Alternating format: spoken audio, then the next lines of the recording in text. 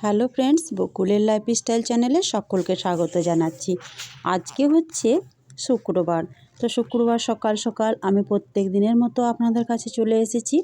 দর্শন করে নিন আমার মাকে, আমার লোকনাথ বাবাকে, আমার নয় আপনাদের সকলের সবার। তো পুজো টুজো করে এবার যাব রান্নাঘরে। তো রান্নাঘরে গিয়ে যেরকম কাজ, আমি তো স্নান টান করে চা টা খাই। চেষ্টা করছিলাম কি ভয়েসে বলবো, কিন্তু একদম শোনা যাচ্ছে না। আমার তো অভ্যাস নেই ক্যামেরার সামনে এসে বলা, তাই দেখলাম যে সাউন্ডটা একেবারেই নেই। অনেক চেষ্টা করেছিলাম, তো আমি সেই মতো ভয়েস দিয়ে দিলাম। আর প্রচণ্ড ঠান্ডা, মজা থেকে মাথায় রুমাল সব কিছু পরে নিয়েছি। এবার চা করব, চা করে খেয়ে তারপর প্রত্যেক দিনের মতো টিফিন শুরু করব। আমার দুই মেয়ে কিন্তু চা খায় না, আমি আর হাজব্যান্ড চা খাবো। তো মেয়ে আমাকে নারকেলটা কালকে কুড়ে দিয়েছিল, বললাম যে আজকে বানাবো, সেই জন্য ও কালকে কুড়ে দিয়েছিল। সেই কোরানোর ভিডিওটা একটুখানি ছিল, আর আমি রাত্রেই কিন্তু এটা করে রেখে দিয়েছিলাম। এই যে নারকেলের যে ছাইটা, সেটা দিয়ে পিঠে বানাবো। এক এক করে তো পুরগুলো রেডি করতে হবে, তারপর রান্না বান্না করব। রান্না বলতে আমি আজকে আলু মাখা করব, একদম নতুন ধরনের একটা আলু মাখা করব। তার সঙ্গে হবে ভাত। ভাত তো থাকবেই যেহেতু দুপুরবেলা, আর একটুখানি ডালও করব। ডালটা বসিয়ে দিয়েছি, অড়হরের ডাল করব। আর তারপর নারকেলের পুরটা একটা বাটিতে ঢেলে নিলাম। যেহেতু টমেটোটা পুড়িয়ে আলুটা মাখবো, তার জন্য একটা টমেটো আমি গ্যাসের মধ্যে সরাসরি বসিয়ে দিলাম। তো আমি অনেক কিছুই জানতাম না, কিন্তু চেষ্টার জন্য মানুষ সব কিছু শিখে যায়। আস্তে আস্তে দেখুন আমি তিল বানাতে পারছি, আমি নারকেলের ছাই বানাতে পারছি। তো এই দেখুন আমার লঙ্কাটা পুড়ে গেছে, লঙ্কা পুড়িয়ে আলুটা মাখবো।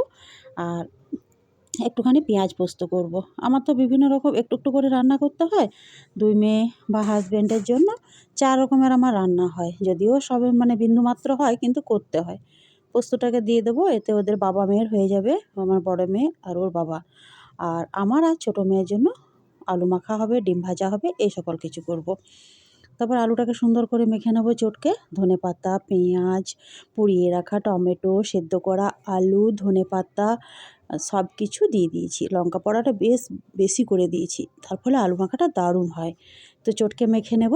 তো এভাবে আপনারা আলু মাখাটা একবার করে দেখবেন, যা স্বাদ হয় না, গরম ভাত বা ফেনা ভাত দুর্দান্ত লাগে কিন্তু খেতে। আর তার সঙ্গে করব টমেটোর একটু ঝোল, একদম মাছের ঝোলের মতো, অথচ মাছ থাকবে না।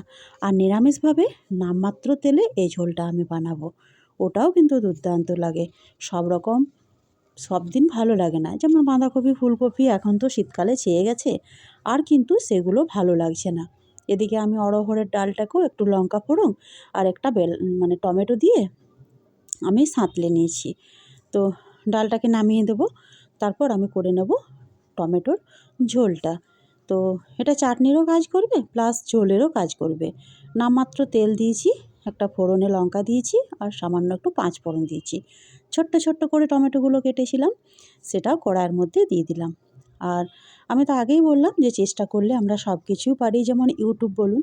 আমি তো চেষ্টা করতে কম করছি না। তো চেষ্টা থাকলে মানুষের সবই হয়, আর চেষ্টা করতে কিন্তু কোনো টাকা পয়সা লাগে না।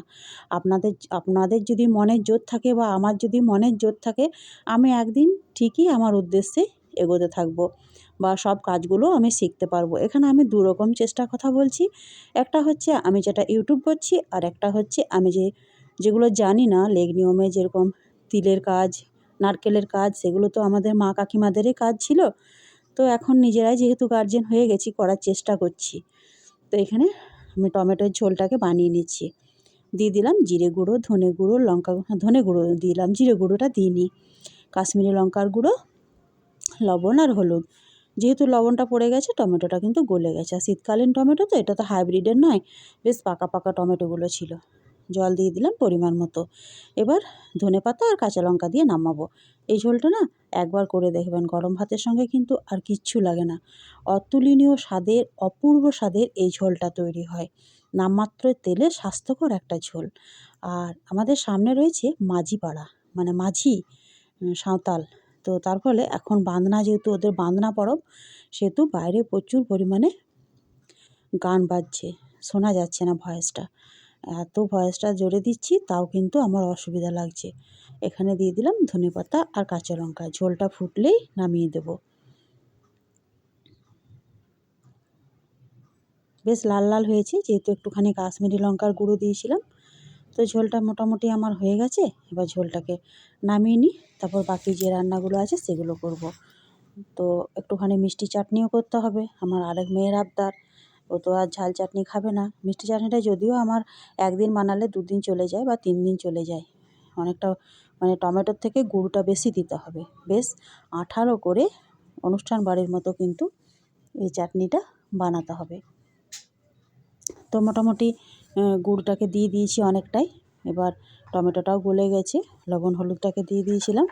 আর এখানে দেখুন, তিল যেহেতু ভাজতে হবে, তো তার জন্য সামান্য পরিমাণ হলুদ মেখে আর রোদে দিয়ে দেবো।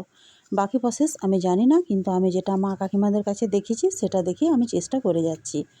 তো তিলটাকে আমি ভেজে নেব একটুখানি, মানে আগে রোদে দিয়ে দেবো, তারপর তিলটাকে ভেজে নেব। যেহেতু শীতকাল, ছাদের রোদটা এখন বেশ ভালোই লাগছে, তার জন্য ছাদেই ছিলাম বেশ খানিকক্ষণ। প্রায় 4টে সাড়ে 4টার মতো বেজে গেছে, সূর্য প্রায় অস্ত যাব। শীতের বেলা তো খুব তাড়াতাড়ি সূর্য ডুবে যায়। তো এবার যাব নিচে। নিচে গিয়ে অনেক রকম কাজ রয়েছে। তিল ভাজতে হবে, রুটি সবজি বানাতে হবে, টিফিন দিতে হবে মেয়েগুলোকে, বা হাজব্যান্ড আসবে বাজার থেকে, সব রকমই কাজ আছে।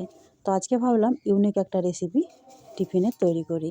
ছোট ছোট করে লুচির মতো করে বেলে নিচ্ছি রুটিগুলো। তারপর যে আমি খোয়াটা দিয়ে যে চাচিটা বানিয়ে রেখেছি সেটা দিয়ে একটা মিনি মোগলাইয়ের মতো করে মিষ্টি মিষ্টি মোগলাই পরোটার মতো বানিয়ে দেবো। এগুলো ওরা খেয়ে নেবে। এই যে চাচিটা অনেকটা ব্যবহার হয়েছে, তো পিঠে করার জন্য একটুখানি রেখে দিলেই হবে। যেহেতু এরা এটা পছন্দ করে, তাই এটা একটু বেশিই খাওয়া হয়। তো চামচ দিয়ে আর ছোটো ছোটো যে আমি রুটির মতো করে রেখেছি লুচির সাইজে, সেগুলোকে দিয়ে মিনি মোগলাইয়ের মতো শেপ দিয়ে দেবো, বানিয়ে দেবো। দুদিক থেকে ভাঁজটা করে দেবো, যেরকমভাবে আমরা পরোটার শেপটা দিই চৌকোন্ন পরোটা করার সময়, সেই মতো করে ভাঁজটাকে দিয়ে দেবো। আর মিষ্টি মিষ্টি লাগবে, ভালোই লাগবে খেতে। ওদের দুজনের জন্য বানিয়ে দেবো, তারপর হাজব্যান্ডকে অন্য কিছু টিফিন দিয়ে দেবো। ও যেহেতু মিষ্টি জিনিসটা খায় না, তো ওকে অন্য কিছু দিয়ে দেবো। যদিও 1-8 দিন মাঝে সাঝে খায়, কিন্তু প্রত্যেক দিন তো আর দেওয়া যায় না। তো কড়াইয়ে সামান্য পরিমাণ সাদা তেল গরম করে রেখেছি, আর তারপরে সবগুলোকে এক এক করে বসিয়ে দিয়েছি। খুব কম পরিমাণ এই টিফিনটাতে কিন্তু তেল লাগে বা ঘি লাগে, যেটা দিয়ে আপনারা ভাজবেন, বা বাটার দিয়ে ভাজতে পারেন যদি বাচ্চারা খায়।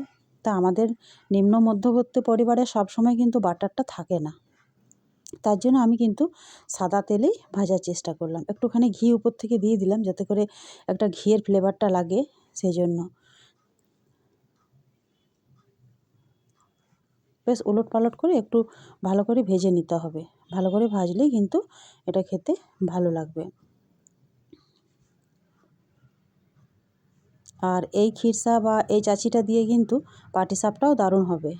তো যাই হোক, আমি টিফিনগুলো মোটামুটি ওদের দুজনকে বানিয়ে দিয়েছি।